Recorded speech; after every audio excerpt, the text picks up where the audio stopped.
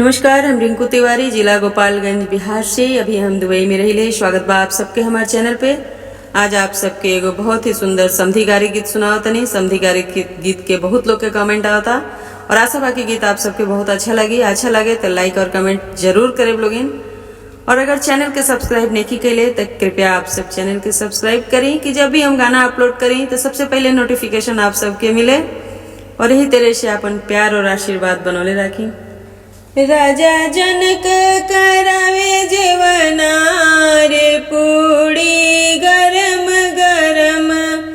राजा जनक करावे जेवना रे पूड़ी गरम गरम। राजा जनक करावे जेवना रे पूड़ी गरम गरम। राजा जनक करावे जेवना पूड़ी गरम गरम। कटहल के सब्जी बनवानी, कटहर के सब्जी बनवानी। कटहर के तरकारी बनवानी। आलू परवल रसदार पूड़ी गरम गरम। आलू परवल रसदार पूड़ी गरम गरम। राजा जनक करावे जेवना रे पूड़ी गरम गरम। राजा जनक करावे जेवना रे पूड़ी गरम गरम। राजा जनक करावे जेवना रे पूड़ी गरम गरम। मेवा के चटनी बनवानी, मेवा के चटनी बनवानी।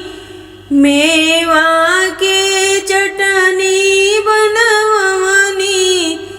अरे छोला बनवानी रसदार पूड़ी गरम गरम। अब छोला बनवानी रसदार पूड़ी गरम गरम। राजा जनक करावे जेवना रे पूड़ी गरम गरम।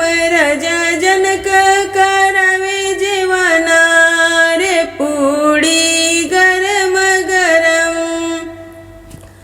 लौकी के रायता बनवानी, लौकी के रायता बनवानी। लौकी के रायता बनवानी। अब दहिया डलवानी छालीदार पूड़ी गरम गरम। अब दहिया डलवानी छालीदार पूड़ी गरम गरम।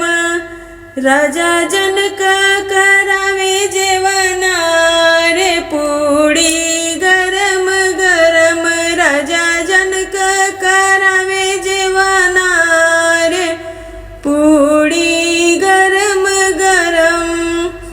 बासमती के भात बनवानी, बासमती चौरा के भात बनवानी। बासमती चौरा के भात बनवानी। अब बरिया बनवानी फूलदार पूड़ी गरम गरम। अब बरिया बनवानी फूलदार पूड़ी गरम गरम। राजा जनक करावे जेवना रे पूड़ी गरम गरम। राजा जनक करावे जेवना रे पूड़ी गरम गरम। राजा जनक करावे जेवना रे पूड़ी गरम गरम। कटहल के तरकारी बनवानी, कटहल के सब्जी बनवानी।